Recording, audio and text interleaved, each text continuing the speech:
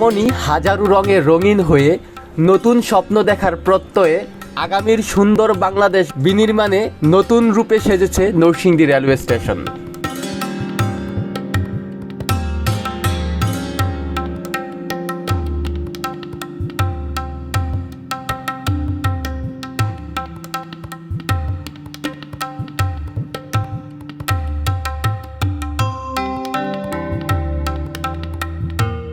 আওয়াজ ওঠা কথা ক, রাষ্ট্র সংস্কার চলবে, সারা বিশ্বের বিস্ময় তুমি আমার অহংকার, এরকম নানান প্রতিবাদী ক্যালিগ্রাফি নরসিংদী রেলওয়ে স্টেশনকে করেছে আরো মনোমুগ্ধকর।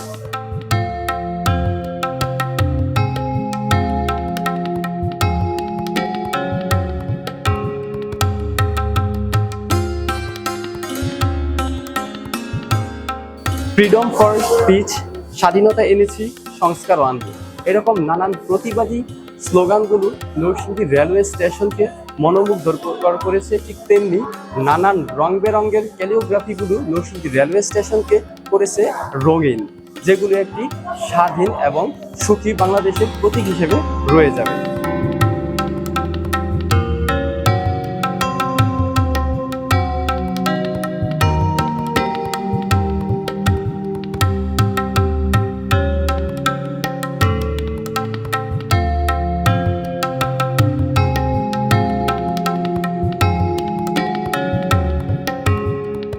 2024 সালে কোটা সংস্কার আন্দোলনকে কেন্দ্র করে বাংলাদেশের প্রত্যেকটি জেলায় ছাত্র আন্দোলন গড়ে উঠেছিল।